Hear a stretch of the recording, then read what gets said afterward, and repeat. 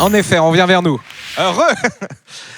Eh bien voilà, alors, cette interview qui devait avoir lieu ce matin, bon, il y a un petit peu de confusion, mais c'est pas plus mal parce que vous êtes beaucoup maintenant. Donc c'est parfait.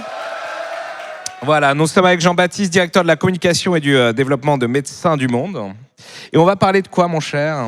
Eh bien, je crois qu'on va parler de l'utilisation des dons. Et oui, Voilà. les 800 000 € de Spidon 2022. Exactement. Eh bien oui, qu'est-ce qu'on en a fait ? Qu'est-ce qui s'est passé ?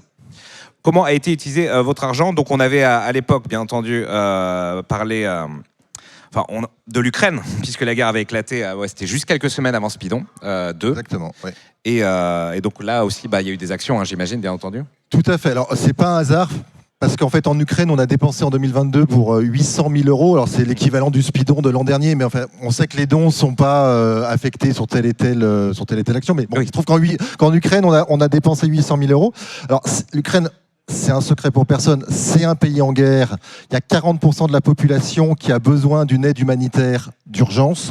C'est un pays sur lequel les forces russes ont accentué leur bombardement, et notamment sur les centres de santé et sur les centres électriques, qui fait que les hôpitaux ont de plus en plus de mal à tourner.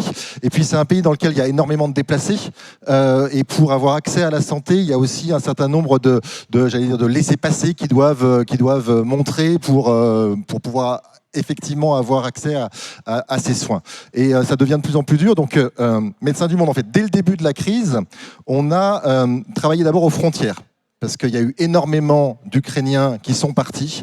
Donc nous, on était en Moldavie, on était en Roumanie, on était en Pologne pour accueillir ces gens. Alors c'était essentiellement sur des problématiques de santé mentale, forcément des personnes qui avaient perdu des proches, qui laissaient des proches sur place, qui avaient leur maison, voilà, etc. Donc il fallait les accueillir pour avoir vraiment cet accueil de santé mentale qui était vachement important.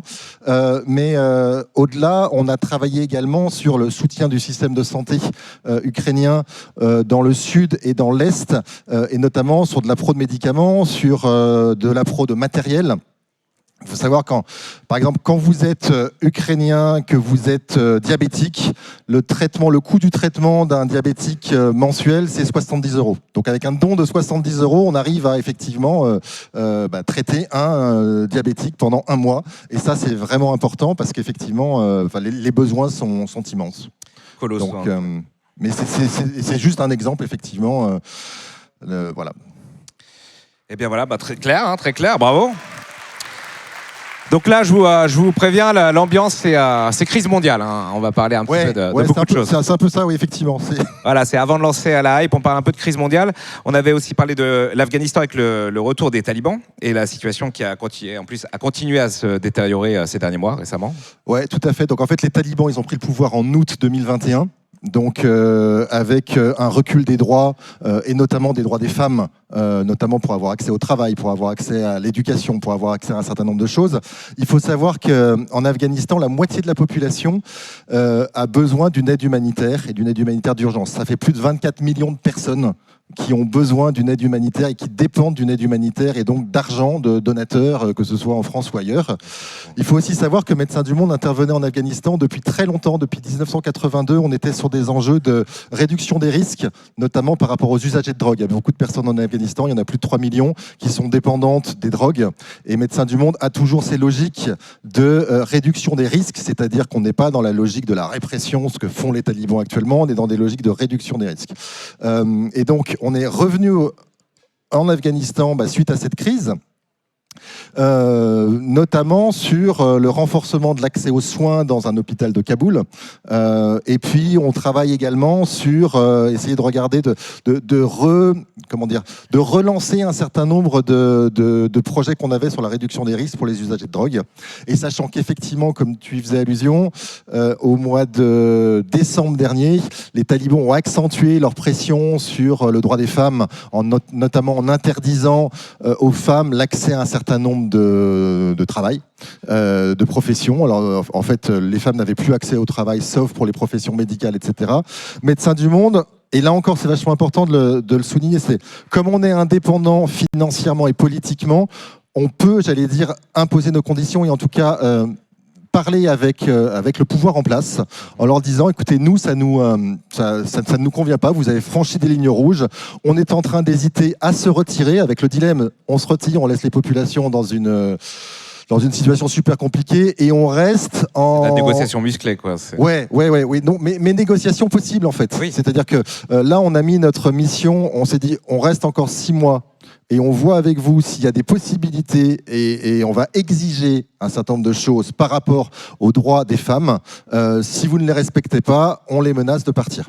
Et là encore, l'Afghanistan, c'est un peu plus d'1 million d'euros dépensés en 2022.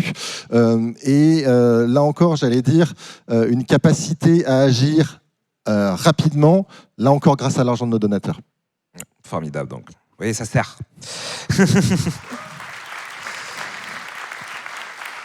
Alors, oui. On va aborder quelque chose qu'on n'avait pas encore abordé aussi, c'est les crises et les pays frappés par des crises qui sont liées au changement climatique.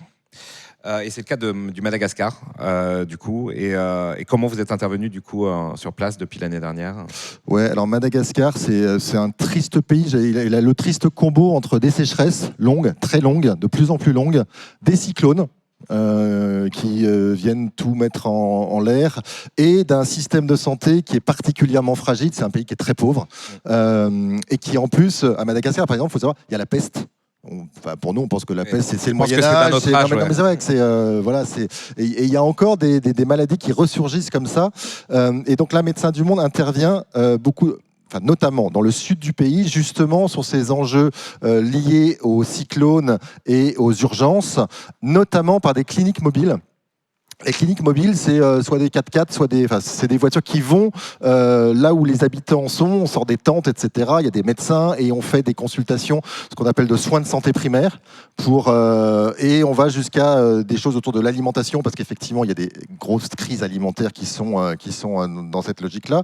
Et Elena me disait hier qu'on avait même acheté un Zodiac au moment des inondations, etc., pour pouvoir aller au plus proche des populations qui sont forcément, a fortiori, de plus en plus éloignés des centres de santé. Et sur les centres de cliniques mobiles, les 4 cliniques mobiles en 2022 ont coûté 700 000 euros. Donc l'ensemble effectivement du dispositif de cliniques mobiles permettant d'aller à la rencontre des populations qui n'ont pas accès à la santé. Sacré somme. Et ouais, population, soumise aux éléments, quoi. Et il y a beaucoup de choses extrêmement pauvres, donc c'est très important. Sandrine aussi nous avait présenté l'année dernière des programmes menés en République démocratique du Congo. Quelles actions aussi là-bas, on était venu, c'était aussi une situation terrible. Alors là aussi, c'est ce qu'on se disait avant de commenter, on a vraiment pris que des pays en crise, et en plus la RDC, c'est un pays, ce qu'on appelle une crise oubliée, c'est-à-dire que personne n'en parle. Voilà. Et là aussi, c'est un pays qui cumule à la fois effectivement des problématiques climatiques, des problématiques d'un système de santé qui est très pauvre et très vétuste, j'allais dire à la rue, et puis des crises entre communautés avec énormément d'insécurité et de violence. Il y a des groupes armés qui sont dans le nord du pays, dans le Tanganyika. Il y a énormément de violences faites aux femmes, notamment dans ces logiques de conflits intercommunautaires. Donc c'est un pays qui est dans une situation très très compliquée. Et nous, on travaille, on a plusieurs actions en RDC. On travaille avec des jeunes dans les quartiers populaires de Kinshasa sur ce qu'on appelle la SSR, c'est-à-dire la santé sexuelle et reproductive, c'est-à-dire tous les enjeux liés aux maladies sexuellement transmissibles, notamment le HIV, tous les enjeux liés aux grossesses précoces, aux grossesses mal suivies, aux avortements, etc. Donc on est vraiment sur ces enjeux-là.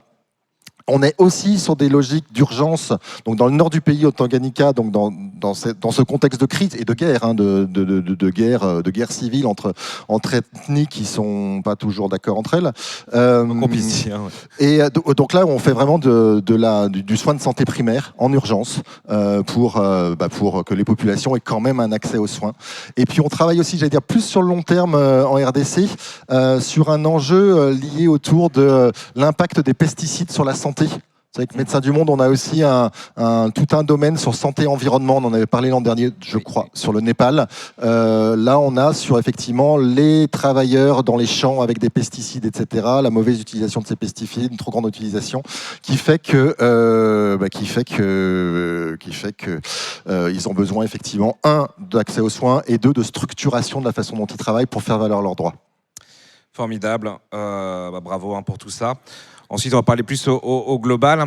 D'ailleurs, c'était hier ou avant-hier, justement, c'était assez drôle. J'avais rencontré, la chef celle qui a un siège, la chef des donateurs, enfin du comité des donateurs. La présidente du comité des donateurs. Présidente du comité des donateurs, parce que vous êtes une des rares justement associations à avoir vos donateurs qui ont une vision directe et leur mot à dire, il me semble. Donc voilà, est-ce que tu peux faire un petit topo sur la gestion financière de l'association des Médecins du Monde, tout simplement? Ouais, alors en quelques minutes, ça va être compliqué, mais on va essayer. Non, mais ce qui est important, c'est que, c'est de répéter que les donateurs sont notre oxygène. C'est-à-dire que ça nous permet, comme le dit Joël, de travailler, d'intervenir pour des projets improbables dans des pays improbables. Et ça, c'est vraiment... Et de pouvoir dire aux talibans, nous, on veut négocier telle et telle chose par rapport à telle ligne rouge. Ça, c'est grâce à nos 350 000 donateurs, il faut le rappeler, que je remercie. Et j'en profite pour remercier effectivement tous les donateurs du Spidon, tous ceux qui sont dans la salle, parce qu'ils participent aussi. Je crois que vous pouvez vous applaudir. C'est vous, bravo.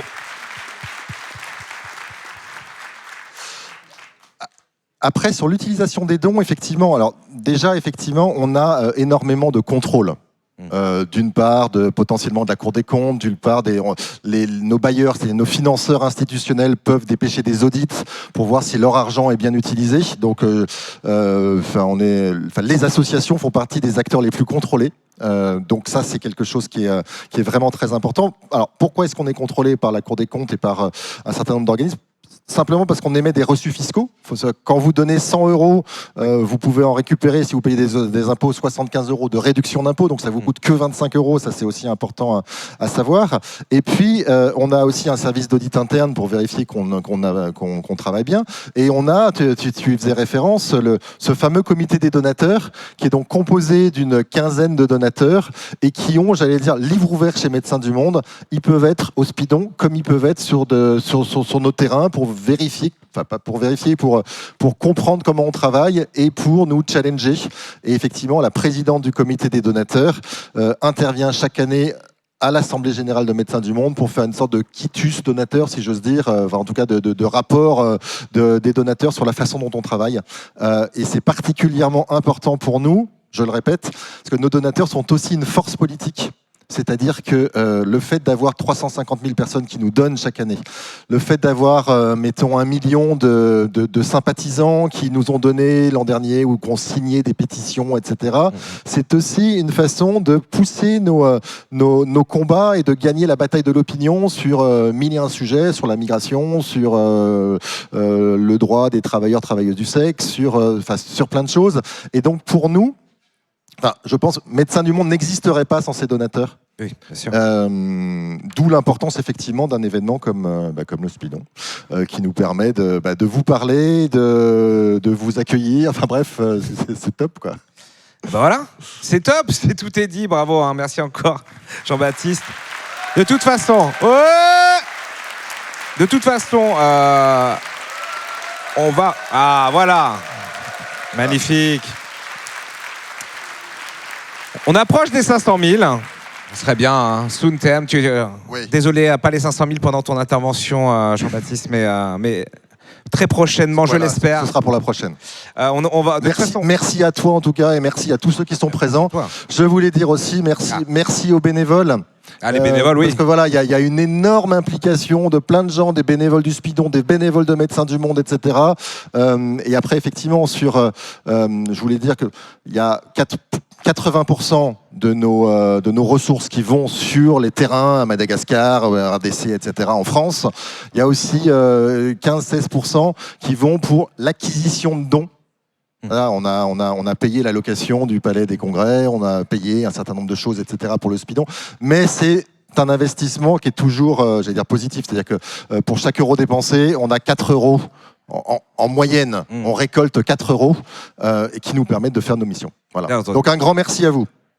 Eh bien, merci. Merci beaucoup.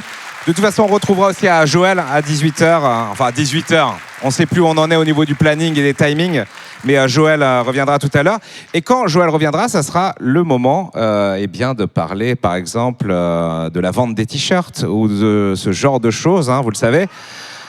pour lancer le rush final et peut-être le million, le milliard. Et on aura également des incentives à ouvrir, car ma foi, vous bourrez bien et nos ambianceurs vont vous en parler tout de suite. Normalement, il y a une rotation. Et non. Et en Et pas fait, du tout. Pas du tout.